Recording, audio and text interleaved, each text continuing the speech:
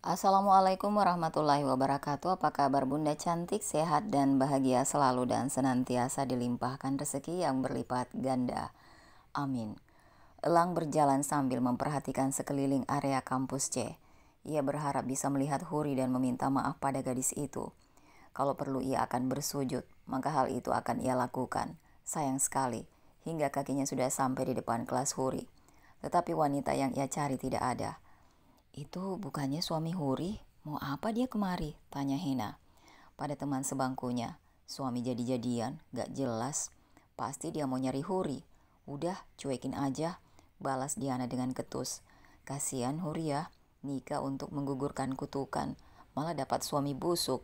Tahu gitu sih, gue suruh nikah sama bokap gue aja. Lebih ikhlas gue punya emak tiri seperti Huri." "Telat Ludi, kenapa nggak dari kemarin ngomong sama Huri?" tukas Hena sambil memutar bola mata malasnya. Elang masih setia berdiri di depan kelas hingga jam perkuliahan selesai. Lelaki bertubuh tinggi dan tambun, serta memakai kacamata keluar dari ruangan kelas Huri. Elang menghampiri lelaki itu. "Permisi Pak, mohon maaf. Saya mau bertanya apakah mahasiswi Bapak yang bernama Huri Hamasah tidak masuk kuliah?" "Seperti yang kamu lihat sendiri, ada tidak Huri di dalam? Gadis itu cuti selama 6 bulan. Itu yang saya ketahui. Kalau Mas perlu lebih jelas informasinya langsung saja ke bagian mahasiswa untuk mengecek status Huri. Permisi." "Terima kasih Pak." Elang membungkukkan sedikit tubuhnya. Elang mempercepat langkahnya melewati koridor kampus, berjalan kurang lebih 500 meter dari kelas Huri. Sesampainya di depan pintu yang bertuliskan Administrasi Kemahasiswaan. "Permisi, ya silahkan masuk Mas, ada perlu apa ya?" "Maaf Bu, saya mau tanya status mahasiswi yang bernama Huri Hamasah, kampus C." "Maksudnya status apa ya? Apakah Huri cuti kuliah atau belum Bu? Soalnya sudah hampir sebulan tidak masuk sepertinya." "Semester berapa?" "Saya rasa nama Huri ada banyak di sini. Mahasiswa kami ribuan, tidak mungkin saya mencarinya satu persatu kan." "Semester berapa dan kalau ada nomor absen mahasiswa, biar saya carikan di komputer." Wanita itu sudah membuka komputer. "Maaf Bu, saya tidak tahu semester berapa dan nomor absennya," jawab Elang dengan perasaan sangat malu. "Masnya siapa Huri?" "Ada perlu apa menanyakan data mahasiswa kami?" tanya wanita itu lagi. Saya suami Huri Bu," jawab Elang dengan suara pelan. Wanita itu nampak mengatupkan bibirnya dengan rapat, seperti sedang menahan tawa. "Baiklah, jadi ini masalah rumah tangga ya. Kalau begitu maaf sekali, saya tidak bisa membantu Mas." "Kenapa tidak tanyakan pada mertua, kemana istri Mas? Sayang sekali, pihak kampus tidak bisa membantu." Elang keluar dari ruangan itu dengan kaki lemas. Ia tidak tahu harus kemana lagi mencari Huri. Sudah pukul 8 malam dan suaminya belum pulang. Kia resah sekaligus penasaran. Ia yakin pasti Elang tengah mencari keberadaan Huri saat ini. Suaminya telah jatuh cinta pada wanita itu dan membuatnya sangat cemburu. Ia tidak ingin hati Elang terbagi. Ia hanya menginginkan cinta dan kasih Elang hanya untuk dirinya. "Assalamualaikum," sapa Elang sambil membuka pintu rumah. Kia duduk terisak di kursi tamu dan tidak mau menjawab salam suaminya. "Kamu kenapa Kia? Uang dari Huri habis. Apa emasnya hilang?" tanya Elang dengan nada sindiran. Sungguh di luar perkiraan Kia. Bukannya suaminya membujuknya, Elang malah menyindirnya dengan sangat tajam. "Aku benci kamu Bang," lirik Kia sambil terisak. Elang membuka bajunya, lalu mengambil handuk dari jemuran. "Kamu benci aku, dan Huri membenci kita berdua. Berdoalah gadis itu tidak lapor polisi karena merasa diperas oleh kamu." Lugas dan kalimat yang penuh peringatan. Kia terdiam sejenak. Jika ucapan suaminya benar, maka bisa saja dia nanti yang dijebloskan ke penjara. Huri benar-benar licik. Awas saja kalau sampai ketemu. Kia meremas bajunya dengan kasar. Kesabarannya sebagai istri pertama sudah habis. Jika Huri menginginkan perang, maka ia akan sambut dengan sukacita. Tidak ada wanita di muka bumi ini yang akan berpihak pada pelakor. Elang keluar dari kamar mandi dan menatap meja makan yang masih kosong. Jangankan nasi di dalam piring, segelas teh seperti biasanya pun tidak ada. Lagi-lagi lelaki itu hanya bisa menghela nafas kasar, kemudian berjalan masuk ke dalam kamar. Elang mendapati istrinya tengah tidur memunggunginya, masih dengan terisak. Wanita itu kembali berakting sedih dan teraniaya. Ia tahu jika sudah seperti ini, suaminya pasti akan memeluknya dari belakang, lalu mengajaknya terbang ke angkasa.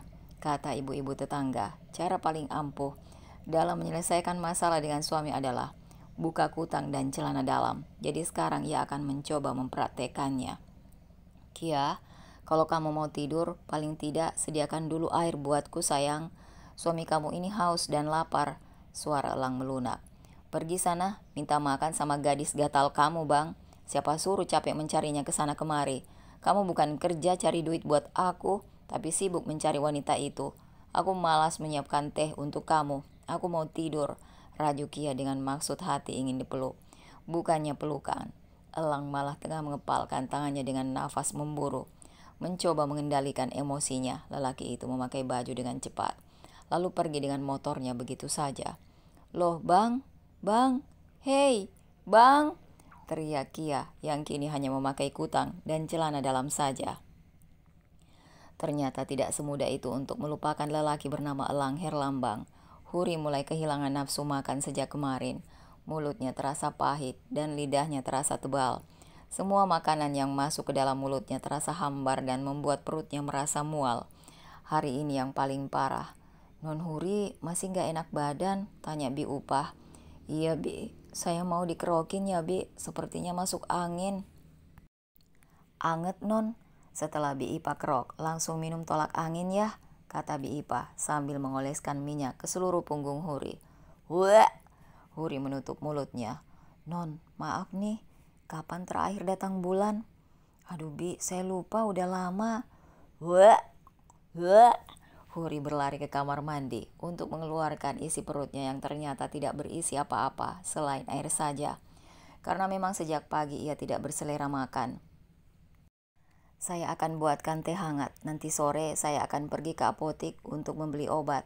Sebaiknya Non Huri tes pack. Kita jaga-jaga, siapa tahu di dalam sini ada bayinya. Tunjuk Bi Upah dengan senyuman sumringah. Kakinya menurut saja saat dituntun oleh Bi Ipah menuju ranjang. Tidak perlu kabari mama ya Bi, biarkan mama selesaikan urusannya sampai besok. Mungkin dengan minum teh bisa mengurangi rasa mual saya, kata Huri saat Bi Ipah hendak meninggalkan kamarnya. Baik non, tunggu ya. Mata Huri memandang cincin pernikahan bermata satu yang diberikan Elang padanya saat menikah. Sebenarnya ia ingin membuangnya, tetapi cincin itu sangat susah dilepas, rasanya sangat sesak dipakai di jari manisnya. Bukan karena ia bertambah gemuk, tapi rasanya begitu berat untuk melemparkan cincin pernikahan ini ke jalanan. Air mata yang menggenang kini sudah menganak sungai, tidak berselera makan, mual, pusing, demam, dan kini dia terlalu cengeng. Apakah ini salah satu pertanda bahwa di dalam perutnya ada buah cinta dari suaminya? Sementara itu Kia, kenapa tidak dimakan nasinya bang? Apa tidak enak? Tanya Kia saat suaminya hanya mengaduk-aduk nasi di dalam piring sambil melamun. Abang enek, nanti saya kerokin bang. Tidak usah, saya mau tidur saja.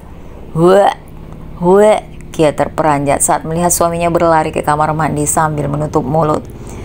Abang masuk angin nih, saya kerokin yuk.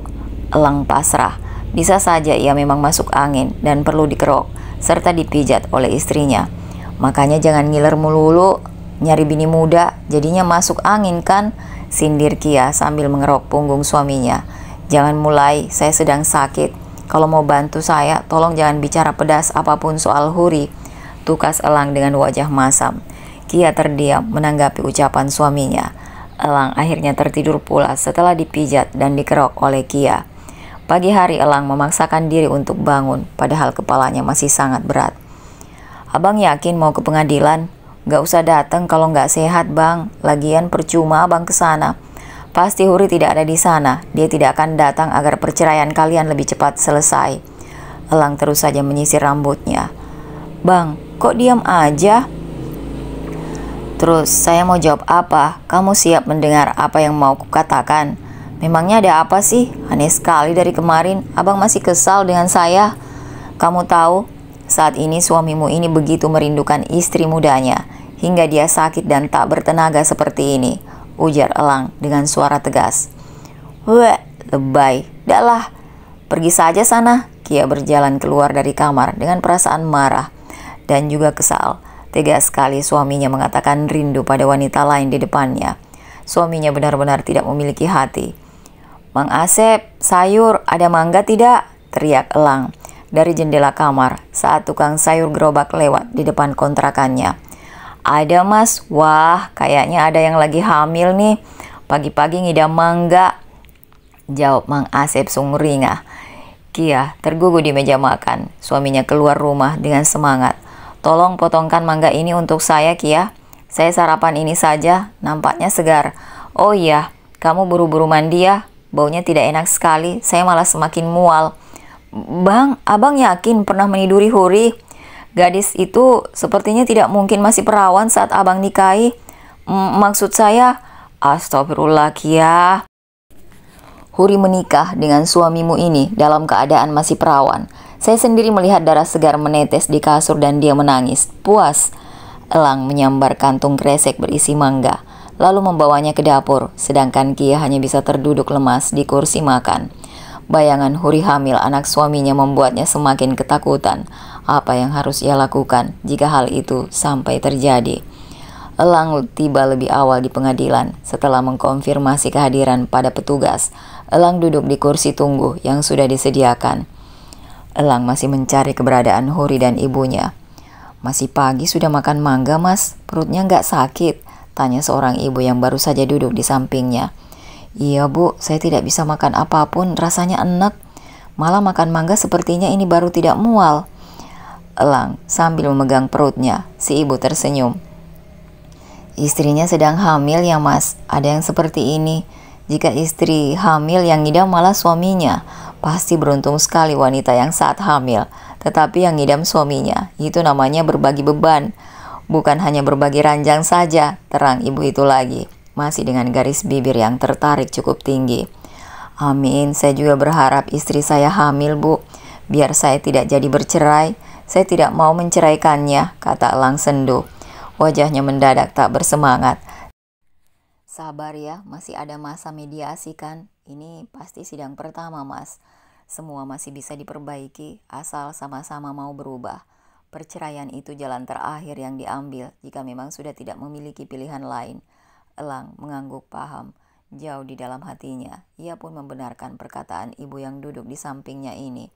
Sejak awal menikahi Huri, ia memang tidak ada niat untuk menceraikan gadis itu. Namun saat ini kondisinya benar-benar berbeda. "Mama," gumam Elang saat melihat ibu mertuanya baru saja turun dari taksi. "Bu, saya permisi ya, itu mertua saya sudah datang," pamit Elang. "Ma," panggil Elang, membuat langkah wanita paruh baya itu berhenti, lalu mengangkat wajahnya untuk melihat siapa yang memanggilnya. "Ma, Mama apa kabar? Sehat? Kamu sendiri? Tampaknya sehat ya?" Ada nada sindiran di balik arti kalimat yang baru saja diucapkan oleh mertuanya. "Saya sudah beberapa hari ini mual dan muntah, Mah. Makan saja tidak enak. Ini makanya saya bawa mangga," kata Elang sambil menunjukkan box yang ia bawa. Bu Rima tak menyahuti. Wanita parubaya itu terus saja berjalan untuk mengkonfirmasi kehadirannya pada petugas administrasi. "Huri tidak datang, Mah?" tanya Elang dengan rasa kecewa yang begitu tinggi. "Saya tidak mau menceraikan Huri, Mah. Saya..." "Lalu, kamu mau membiarkan istri tua kamu terus mengorek uang anak saya?" Dengar Elang, selagi kamu masih berstatus suami Huri, maka selama itu pula Kia akan memperlakukan anak saya sebagai mesin uang. Sayang sekali, anak saya bukan mesin. Ia memiliki perasaan yang halus dan mudah iba. Istri kamu yang tidak bisa melihat ketulusan anak saya. Padahal anak saya tidak keberatan jika kamu lebih condong ke sana. Seandainya kalian bisa hidup berdampingan dalam damai, pasti ini tidak perlu terjadi. Kamu harus bisa menasihati Kia. Perilakunya yang memeras anak saya itu tidak baik. Bersyukurlah Huri tidak melapor ke polisi karena Kia selalu saja minta transfer uang. Tidak, kamu tidak perlu menatap saya seperti itu. Sebentar, saya perlihatkan bukti transfer anak saya ke istri kamu. Elang merasa bakal ada kejutan lagi dari ibu mertuanya yang berkaitan dengan Kia. Hatinya sungguh tidak tenang. Saat Bu Rima mengeluarkan ponselnya dari dalam tas, menekan-nekan layar yang ada di sana, lalu memperlihatkannya pada Elang sambil tersenyum. Lelaki itu menatap tak percaya nominal uang yang ditransfer Huri sebanyak 5 kali ke dalam rekening istrinya. Elang hafal nomor rekening atas bank itu. Bu Rima tidak berbohong dan itu bukanlah rekayasa. Bahu Elang melemah dan terduduk lemas di kursi tunggu. Bibirnya tidak mampu lagi terbuka untuk membela diri. Ia malu, bukan hanya sedikit, tetapi sangat banyak. Jika saja ia bisa menyembunyikan wajahnya saat ini dari Bu Rima, pasti sudah ia lakukan. Kelakuan Kia yang ternyata memeras Huri membuatnya tidak bisa berkutik. Benar apa yang dikatakan mertuanya. Jika selama ini memilih mempertahankan pernikahannya dengan gadis itu, maka Kia akan terus merongrong meminta uang. Bagaimana? Apa kamu tidak kasihan dengan anak saya? Atau jangan-jangan kalian berdua memang bersekongkol untuk memeras anak saya? Bisa saja kan? Apalagi kamu memang tidak pernah mencintai anak saya, walau setitik. Wajar jika kalian berdua memperalat Huri yang terlalu polos. Jadi tolong percepat urusan ini ya. Saya dan Huri benar-benar ingin lepas dari suami istri pemeras seperti kalian. Sidang mediasi dimulai dan sepanjang pembacaan berita acara, Elang tidak berani mengangkat wajahnya. Ia sudah kadung malu dan label suami istri pemeras membuat sisi kelaki-lakiannya tersinggung. Namun dia bisa apa? Apa yang bisa ia buktikan untuk menyanggah ucapan Bu Rima? Semua karena Kia, brengsek wanita itu. Bagaimana, Pak Elang Herlambang? Kita mediasi terlebih dahulu. 2 minggu lagi. Baru ke sini untuk sidang lanjutan. Namun jika sudah memutuskan untuk rujuk, maka tidak perlu sidang. Bukankah Pak Elang belum menalak Bu Huri secara agama? Elang tidak bersuara, lelaki itu hanya mengangguk pasrah. Saya bersedia bercerai dari Huri, Pak Hakim. Saya rasa memang ini yang terbaik untuk Huri. Elang tidak tahu dari mana air mata itu tiba-tiba menetes, jatuh di atas kulit tangannya. Bahkan ia sudah siap berpisah dari wanita itu. Sementara itu Huri tengah berbaring lemas di ranjang besarnya. Matanya terus saja mengeluarkan air mata yang tidak bisa dihentikan. Kasihan sekali kamu, nak. Hadir dari lelaki yang tidak pernah mencintai ibumu. Isakan itu semakin deras, membanjiri bantal tidur seorang Huri. Bibi hanya bisa menghela nafas panjang dan memandang iba anak majikannya. Karena menjadi yang kedua, tidak akan pernah menang. Itu hukum alam, Non. Semoga Allah menguatkan Non dan juga bayi yang ada di dalam sana. Elang memilih langsung pulang ke rumah karena merasa demam dan sakit kepalanya semakin berat. Dengan mengendarai motornya, lelaki itu sempat berhenti tiba-tiba. Beberapa kali karena pandangannya yang samar menatap jalan raya yang hari ini sangat ramai. Jika bisa berteriak, ia ingin sekali langsung ada yang menggotongnya untuk berbaring di ranjang. Kia yang sedang memasak di dapur langsung meninggalkan aktivitasnya untuk menghampiri suaminya yang pulang lebih awal. Diraihnya kerudung yang ia gantung di punggung kursi. Lalu ia pakai asal. Assalamualaikum Kia, cepat buka pintunya. Waalaikumsalam, iya bang, tunggu sebentar, ini lagi cari kunci. Duh, mana sih kuncinya? Perasaan ditaruh di meja buffet, kenapa malah nggak ada? Gerutu Kia yang masih sibuk mencari di mana anak kunci berada. Kia, cepat dong, aku sakit kepala nih. Elang bersendawa beberapa kali. Sebentar bang, kuncinya nggak tahu di mana, ini lagi dicari, sahut Kia dari dalam rumah. Kia, aku mau tidur nih, kenapa lama sekali? Rengek Elang lagi yang benar-benar sudah tidak tahan. Wajahnya semakin pucat. Coba lihat di saku daster kamu, kali aja ada di situ, kata Elang lagi. Kia meraba saku celana batiknya. Wanita itu menepuk keningnya dengan kuat. Kenapa bisa ia lupa jika sudah kunci rumah ada di celana batiknya? Ceklek, abang, ya Allah, abang sakit. Kia mendadak ikut khawatir melihat keadaan suaminya yang tidak baik-baik saja. Wanita itu memapa Elang untuk masuk ke dalam rumah dan langsung menuju kamar. Aku ingin muntah, Kia. Tolong ambilkan plastik untuk ditampung, ujar Elang sambil menahan mual pada perutnya. Kia mengangguk patuh, lalu berlari ke dapur untuk mengambil kantung kresek hitam sebagai wadah muntah suaminya. Keadaan Elang yang sangat payah tidak bisa dipaksakan untuk berjalan ke kamar mandi. Ia sangat ingin memuntahkan semua isi perutnya. Elang muntah di kantung kresek hitam. Kia sedikit jijik dengan hal itu karena seumur-umur dia hidup bersama elang belum pernah sakit, apalagi sampai muntah-muntah di depannya. Aroma busuk dari muntah elang membuatnya enek dan ikut mual. Kia memilih beranjak ke dapur untuk membuatkan teh hangat. Tak lupa ia mengambil nasi yang sudah matang. Ia tambahkan air untuk ia rebus kembali. Sepertinya elang tidak bisa makan nasi sehingga Kia memutuskan untuk membuatkan bubur. "Kia, ini muntahannya," seru elang dari kamar. Tangannya mengangkat kantung kresek hitam dan menunjukkannya pada Kia.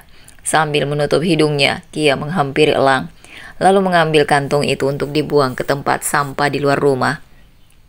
"Airku mana, Kia?" seru ulang lagi dengan sangat cerewet. "Minum obatnya, Bang, biar cepat sehat lagi." Elang mengangguk, lalu menerima obat pemberian istrinya. Kia pergi ke dapur untuk mengambil handuk kecil dan juga baskom air. Mungkin dengan mengompres kening suaminya, demam itu akan segera turun. Elang pasrah saja menerima perawatan dari Kia. Matanya tidak sanggup untuk dibuka. "Abang tidur deh, biar Kia lanjut masak lagi ya. Setelah matang, abang baru makan." Heran deh, setelah nikah sama Huri jadi loyo dan juga galak. Jangan-jangan itu bocah guna-guna Bang Elang lagi, gimana ya? Sambil memasak, pikiran kita dihantui dengan rasa kesal pada Huri. Wanita itu begitu yakin bahwa sakitnya suaminya karena didukuni oleh Huri. Kia merasa harus membuat sedikit pelajaran pada gadis itu bila mereka bertemu nanti. Sementara itu, Bu Rima membawa Huri ke dokter. "Bagaimana, Bu?" Bu Rima menatap nanar layar monitor USG. Matanya yang mulai berkaca-kaca mengerjap beberapa kali. "Mah," panggil Huri dengan suara tercekat. Gadis itu menggeleng keras, sama seperti air mata yang mengalir juga dengan derasnya. "Mama akan menemanimu membesarkan mereka," ujar Bu Rima akhirnya. Dokter kandungan dan juga perawat ikut terharu dengan keadaan di depan mereka saat ini. Wanita yang cantik dan terlihat dari kalangan mampu, tetapi nampak tidak bahagia dan penuh kesedihan. "Baiklah, saya akan berikan vitamin terbaik agar keduanya tumbuh sehat dan lincah." Ya, Huri hamil anak kembar. Sepanjang perjalanan di dalam taksi, Bu Rima tak hentinya menatap putrinya yang tengah meletakkan telapak tangan di atas perutnya. Mana mungkin ia tega menggugurkan darah janin yang memiliki garis darahnya. Kembar pula. Sungguh akan menjadi nenek yang paling bodoh di dunia jika ia nekat melakukan hal itu pada calon cucunya. Elang membawa bekal mangga muda saat ke pengadilan. "Mama kira dia kenapa, ternyata kamu yang sedang hamil." "Maksud Mama?" "Bang Elang mungkin yang mengalami ngidam." "Iya, dan Mama harap ngidamnya sangat payah, sehingga Kia kesusahan. Sesekali berdoa yang tidak baik untuk orang lain boleh tidak sih? Apalagi orangnya seperti Kia, pemeras. Mama bersyukur kamu akhirnya terlepas dari Elang. Satu lagi, ia tidak perlu tahu sampai kapanpun bahwa dia telah memiliki anak dari kamu. Mama yakin suatu saat kamu akan mendapatkan lelaki yang benar-benar mencintaimu. Dan 2 anakmu, Mama akan membantu kamu menemukan yang terbaik, menjodohkan kamu dengan anak teman Mama mungkin," ujar Bu Rima lagi dengan antusias. "Please Ma, jangan katakan apapun soal perjodohan. Lihatlah hasil dari perjodohan yang Mama lakukan pada Huri. Anak Mama ini menanggung luka yang tidak tahu kapan akan sembuh. Huri tidak sedikit pun memikirkan jodoh. Biar Huri hidup dengan anak Huri saja," tukas Huri sambil mengangkat telapak tangannya. Hal ini yang sebenarnya tidak pernah ia sukai dari mamanya. Terlalu ikut campur dan mengambil alih semua keputusan, termasuk atas hidup dirinya. Ia sudah lelah dan ingin memilih jalan hidupnya sendiri. Bu Rima pun tidak menyahut lagi. Wanita parubaya itu merasa ucapan anaknya benar. Bukannya ia ingin terlalu ikut campur. Ia hanya ingin anaknya merasakan kebahagiaan kehidupan pernikahan yang pernah dijalaninya bersama almarhum suaminya. Sementara itu Kia sedang duduk di boncengan Bu Nani. Wanita itu mengadu pada Bu Nani tentang keadaan suaminya yang seperti orang tengah diguna-guna karena semakin hari Elang semakin kepayahan. Ia begitu penasaran dan saat menceritakan hal itu pada Bu Nani, maka Bu Nani menyarankan agar Kia menemui seorang ustadz, katanya, dan meminta air untuk Elang. "Masih jauh nggak Bu tempat ustadznya?" "Enggak, dikit lagi di dekat kuburan sana," tunjuk Bu Nani. sekitar 100 meter dari posisi mereka saat ini. Dekat kuburan katanya, Ustadz tidak mungkin tinggal dekat kuburan. Ingin sebenarnya protes tetapi Kia tidak berani. Jantungnya saja saat ini berdetak sangat cepat, antara takut dan cemas. Bu Nani, kenapa Ustadz tinggal di dekat hutan dan kuburan gini? Nyeremin banget. Jatah warisan Ustadz itu dekat kuburan. Ya mau bagaimana lagi? Nah, kita sampai. Ayo masuk. Saya udah WA kalau mau bawa pasien hari ini. Lumayan, dapat fee 10% loh. Jadi kalau kamu bisa bawain pasien ke Ustadz ini, dapat fee 10% juga. Kayak MLM gitu, ujar Bu Nani dengan antusias. Kia semakin bingung. Dia mau mengobati suaminya, bukan mau bisnis MLM. Tetapi kenapa jadi aneh? Nanti di dalam manggilnya jangan Ustadz, tapi Mbah Rep. Namanya Reptilia. Panggilannya Mbah Rep, paham? Kia berusaha untuk tidak tertawa. Sudah jelas ini bukanlah Ustadz, tetapi dukun berkedok panggilan Ustadz. Ditambah lagi nama yang begitu aneh. Mbah Rep, Reptilia. Mbahnya laki atau perempuan, Bu? Kok namanya gitu? Jangan sampai Mbak Rep dengar komentar seperti ini. Bisa-bisa nanti dia ngambek. Udah pasti laki-laki tulen, makanya panggilannya Mbah Rep. Kalau perempuan jadi Mbah Lia. Bukan Ustadz sih sebenarnya, semi dukun. Jangan bingung kalau di dalam nanti Mbah Rep bibirnya merah ya. Bisik Bu Nani lagi. Kening Kia semakin berkerut dalam. Memangnya kenapa bibir Mbah Rep merah, Bu? Makan gading manusia ya? Gading, daging kali. Bu Nani menertawakan Kia. Bukan karena makan daging, Mbak, tapi karena pakai gincu. Apa? Dukun pakai gincu? Emang ada dukun alemong? Kia diturunkan Bu Nani tepat di depan kontrakannya. Di tangan Kia sudah memegang erat kantong plastik bening yang berisi 2 botol air mineral yang sudah dibacakan doa serta disembur oleh Mbah Rep. Sebenarnya Kia sedikit jijik dengan tercampurnya air liur ke dalam botol minuman untuk suaminya. Tetapi mau bagaimana lagi, semua ini demi kesembuhan Elang. Terima kasih Bu Nani, semoga cocok ya. Amin. Kia memutar kunci rumah yang memang ia bawa. Assalamualaikum. Bang, bangun minum dulu nih. Abang tidur terus seharian, mana ada tenaga untuk cari duit. Emangnya beli sayur bisa bayar pakai iler abang yang selebar pulau Kalimantan itu, kata Kia sambil mengguncang tubuh suaminya. Ini jam berapa? Jam 1:30. Abang telat salah luhur. Udah sekarang bangun dan minum. Setelah itu makan nasi. Saya beli soto ayam di depan. Elang kembali mual saat gelas yang berisi air dari Kia semakin dekat dengan bibirnya. Air apa itu? Kenapa bau kencing kambing? Buang sana. Hidung abang emang koslet kayaknya. Ini air putih dari dapur. Kenapa jadi bau kencing kambing? Minum nih. Anggap aja jus nanas. Kalau abang gak maksain diri untuk bangun dan bertenaga, maka kita berdua termasuk ibu bisa mati kelaparan. Abang yang cari duit, abang pula yang jatuh sakit. Pasti gara-gara Huri. Sudahlah Kia, jangan terus menyalahkan Huri. Ini memang aku yang sedang tidak enak badan. Kita ke dokter saja nanti sore. Gak usah ke dokter. Udah 3 dokter gak mempan. Mulai dari pakai kartu BPJS sampai bayar umum, obatnya gak ada yang mempan. Makanya Kia bilang abang ini sakitnya bukan sakit alami, tapi sakit diguna-guna. Sergah Kia lagi yang enggan membawa Elang kembali ke dokter. Kalau kamu gak mau antar abang ke dokter, kalau gitu telepon ibu. Bilang bawa abang ke dokter. Elang sebenarnya ingin menegur istrinya soal transferan Huri. Tetapi untuk duduk saja ia masih sangat lemas. Bagaimana bisa menegur Kia? Makanya nih bang, kata Kia minum obat ini biar gak perlu ke dokter, abang udah sembuh. Tutup aja hidungnya, terus minum airnya. Nih, yang sisa sedikit minum. Tanpa bisa menghindar, Elang terpaksa menahan nafas, lalu menelan sedikit demi sedikit air yang disodorkan Kia padanya. Antara kencing tikus dan kencing kambing, Elang benar-benar tidak tahan.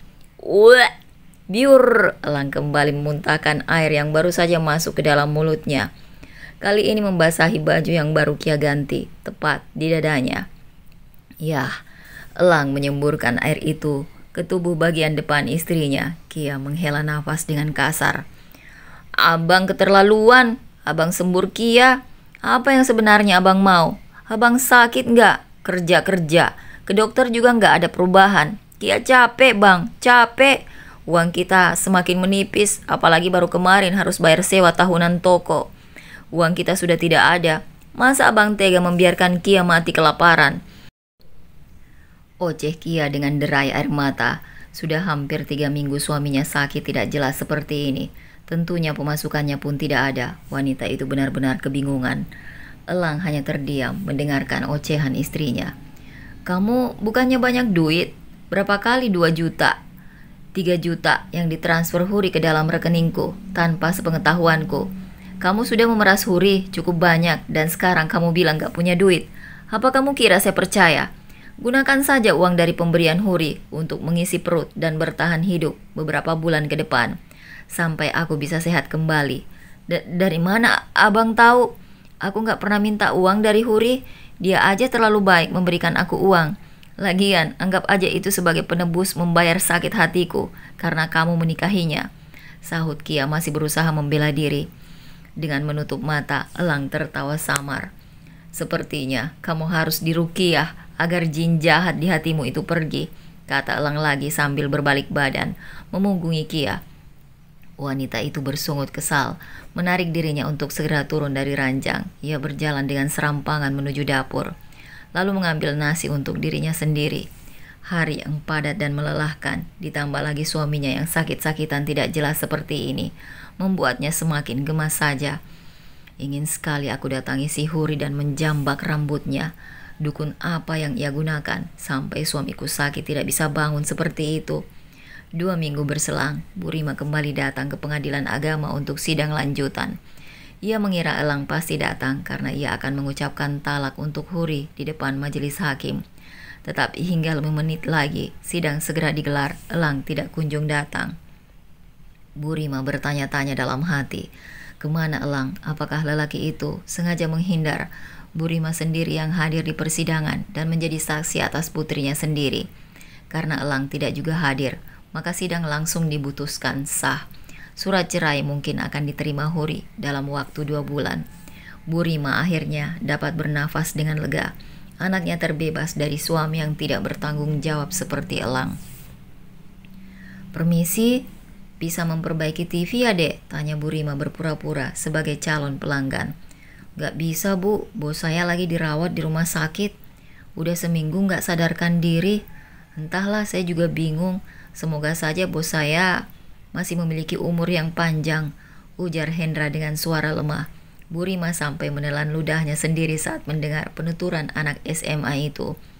Bukannya pemilik toko ini bernama Elang? Iya bu, bos saya namanya Elang Herlambang. Lagi sakit parah sampai tidak sadarkan diri di rumah sakit Buana. Beliau sakit sejak ada masalah rumah tangga. Saya nggak ngerti juga sih. Bu Rima mengangguk dengan leher kaku. Ia pun pamit dengan terburu-buru. Mas, kita ke rumah sakit Buana ya, pinta Bu Rima pada sopir taksi yang ia tumpangi. Bu Rima mempercepat langkah kakinya begitu memasuki lorong rumah sakit. Tujuan pertamanya adalah resepsionis untuk menanyakan perihal pasien rawat inap, yang tidak lain adalah Elang, mantan menantunya. Ya, hakim sudah mengetuk palu bahwa secara agama dan negara, Elang sudah menjadi mantan menantunya. Walau sertifikat mungkin baru keluar 2 bulan lagi. Lalu untuk apa dia kesini? Untuk apa menjenguk Elang? Salah satu sudut hatinya menegur dirinya sendiri. Bu Rima berusaha meneguhkan hatinya bahwa yang dilakukannya saat ini atas dasar kemanusiaan. Kini Bu Rima sudah berdiri di depan pintu ruang perawatan kelas 3, sesuai dengan petunjuk petugas di lobi depan tadi. Ceklek, sepi, semua kerai tertutup rapat. Ada sekitar 4 ranjang di dalam ruangan itu. Mbak Rima, sapa Bu Latifah dengan wajah kaget. Bagaimana keadaan Elang? Saya dengar dia sakit, tanya Bu Rima dengan mimik wajah biasa saja. Bu Latifah menoleh dengan iba pada Elang yang masih memakai lengkap selang infus dan juga oksigen. Beginilah Mbak, kata dokter, semuanya bagus. Tekanan darah normal, paru-paru juga bagus. Hanya nafasnya sesak dan tidak bertenaga sepanjang hari. Dokter juga bingung anak saya sakit apa. Bagaimana keadaan Huri Mbak? Ini semua gara-gara Huri. Sejak bersama dengan gadis itu, suami saya berubah. Ditambah sekarang suami saya sakit. Ini pasti ulah Anda dan anak Anda yang ingin membalas sakit hati pada suami saya. Dengar ya, Nyonya Kaya, suami saya setitik pun tidak menyukai putri Anda, walau ia cantik bagaikan Cinderella. Tetap saja bagi Bang Elang, hanya saya ada di hatinya. Saya akan melaporkan ini pada polisi bahwa Nyonya dan anak Nyonya yang sok kecakepan itu telah mengguna-guna suami saya. Plak! Wajah Kia terlempar ke kanan dengan keras. Bukanlah Bu Rima yang menamparnya, melainkan Bu Latifah, mertuanya. Jaga bicaramu, Kia. Suami lagi sakit malah mulutmu kasar sekali, memfitnah yang tidak-tidak. Sayang sekali kedatangan saya sepertinya tidak diterima dengan baik. Padahal saya mau memberikan sedikit bantuan untuk biaya pengobatan Elang. Karena bagaimanapun dia pernah menjadi suami anak saya. Tapi sepertinya kehadiran saya kurang berkenan. Bu Rima memasukkan lagi segepok uang merah ke dalam tas tangannya. Kia hanya bisa bersungut sambil menatap penuh penyesalan. Jika saja ia bisa menahan bibirnya untuk tidak bicara kasar. Pasti uang segepok itu ada di tangannya saat ini. Bawa saja uangnya, Mbak. Alhamdulillah, Elang ada BPJS. Insya Allah sudah ditangani oleh pihak BPJS. Keenakan Kia kalau pegang uang terlalu banyak. Lagian mulutnya sudah lama tidak dibawa ke majelis taklim. Jadi begitulah yang keluar bagaikan orang tak beragama. Bu Latifah menarik pelan tangan Bu Rima untuk segera keluar dari ruangan perawatan Elang. Kia melemparkan bungkusan tisu dan kue yang baru ia beli di kantin. Ia sangat kesal dengan keadaan saat ini. Sudah tidak punya uang, suami sakit, dan bibir malah tidak bisa dikondisikan. Belum lagi pipi yang pedih habis ditampar oleh ibu mertuanya. Kamu sama ibu itu benar-benar sudah dijampe oleh Huri dan ibunya. Buktinya kalian begitu membela Huri. Mengesalkan sekali. Bangun dong bang, tidur melulu, mati enggak, hidup juga enggan.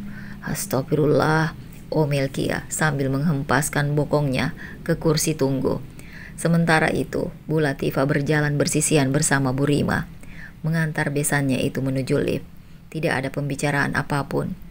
Mbak, saya minta maaf atas ucapan Kia tadi. Mungkin dia juga lelah karena hampir sebulan Elang seperti ini, ujar Bu Latifah dengan mata berkaca-kaca. Saya paham, hanya saja saya sangat menyayangkan. Kenapa bisa pilih Elang jatuh pada wanita yang bermulut kasar seperti Kia? Setelah Elang sembuh nanti sampaikan padanya untuk mengajarkan sopan santun pada istrinya itu, Mbak. Oh iya, satu lagi. Hari ini putusan hakim sudah diketuk. Elang dan Huri resmi bercerai. Jangan cari anak saya lagi. Anggap saja kalian tidak pernah kenal.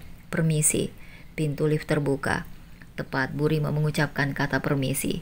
Tidak banyak yang bisa dilakukan olehnya. Membela anaknya pun percuma dalam keadaan seperti ini. Bu Rima tidak akan percaya bahwa Elang sakit karena merindukan Huri. Bu Latifah kembali ke kamar perawatannya dengan perasaan gusar. Dilihatnya Kia tengah mengunyah roti yang baru saja dibeli. Elang sudah resmi bercerai dari Huri, jadi sekarang kamu bebas, ujar Bu Latifah dengan suara bergetar. Kia menghentikan kunyahannya, lalu menatap serius pada mertuanya.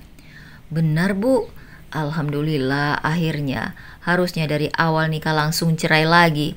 Jadi kedua belah pihak tidak ada yang dirugikan, ujar Kia lagi dengan begitu semangatnya. Bu Latifah memutar bola mata malasnya, lalu dengan tubuh lemas duduk di ujung kaki Elang yang semakin kecil. Semoga kamu lekas sembuh ya nak, lekas bangun dan aktivitas lagi. Ikhlaskan Huri, mungkin memang jodoh kalian tidak sampai 2 bulan. Semoga Allah mendengar doa ibu. Huri saat ini tengah mengandung buah hati kalian. Ibu yakin akan hal itu. Mustahil Bu, saya aja bertahun-tahun gak bisa punya anak dari Bang Elang. Padahal saya rutin datang bulan, setiap bulan dan gak pernah sakit perut juga. Kalau sedang datang bulan, gak mungkin Huri bisa hamil anak Bang Elang. Pegang ucapan saya. Ketus Kia sambil bersungut. Wanita itu tidak terima dengan perkataan Bu Latifah yang seakan tengah menyindirnya dengan telak. Hamil atau tidak itu rahasia Allah. Kamu belum hamil saat ini juga rahasia Allah. Seseorang yang diberikan keturunan pasti karena Allah tahu dia pantas memakai panggilan sebagai ibu. Begitu juga sebaliknya. Kamu harus introspeksi diri. Kenapa bisa sampai saat ini belum punya anak? Terang Bu Latifah sambil menatap menantunya dengan sorot mata tajam. Kia beranjak dari duduknya, lalu pergi meninggalkan ibu mertuanya begitu saja. Sore ini Kia mengeluh capek dan ingin beristirahat di rumah sampai malam. Ia ingin Bu Latifah yang menunggui suaminya sampai ia nanti ke rumah sakit. Bu Latifah pun ikut merasakan bagaimana perasaan Kia yang pasti sangat kesal dengan anaknya. Tetapi mau bagaimana lagi? Kia pulang dulu ya Bu, lapar dan gerah, mau mandi, keramas, tidur yang nyenyak. Kia rindu sayur asem dan ikan asin sambal. Terlalu lama mendekam di rumah sakit, lama-lama Kia bisa jadi zombie. Bilangin anak ibu tuh jangan manja, bangun dan gak kerja, kecuali emang mau selamanya di sini. Ketus Kia dengan wajah sebal. Elang hanya diam saja. Tidak ada orang yang mau sakit, bisa saja sakitnya Elang karena sudah melukai orang lain. Sindir Bu Latifah tidak kalah sengit. Ibu yang membuat Bang Elang dalam masalah sepelik ini. Jadi ibu yang harus bertanggung jawab. Sudahlah, saya mau pulang. Dengan serampangan Kia menarik tangan Bu Latifah untuk mencium punggung tangan wanita itu. Sepeninggal Kia, Elang duduk dengan gagahnya hingga Bu Latifah kaget. "Elang, kamu udah sehat?" tanya Bu Latifah dengan kaget. Matanya berbinar-binar melihat Elang yang sudah tampak lebih sehat dari kemarin. "Alhamdulillah sudah dari kemarin Bu, ini hanya akting Elang saja, sengaja membuat kesal Kia." Elang tidak tahu harus bagaimana menghukum Kia atas segala perbuatannya pada Huri. Asal ibu tahu, Elang sangat ingin bertemu Huri Bu, bantu Elang mencari Huri. Walau kami sudah bercerai, tetapi surat belum turun dan Elang tidak ingin berpisah dengan cara seperti ini. Bu Latifah mengangkat dagu anak lelakinya. Elang meneteskan air mata. Untuk satu nama, Huri, Bu Latifah begitu terharu dan bisa ikut merasakan bagaimana kegalauan hati anaknya saat ini. "Ibu ingin tahu, apakah kamu mencintai Huri, Lang?" "Elang mencintai Huri, Bu. Mungkin sangat mencintainya," jawab Elang lugas. Bu Latifah memeluk Elang yang menangis sesegukan. Keduanya tidak tahu bahwa di balik tirai ada Kia yang mendengar ucapan Elang dengan hati teriris.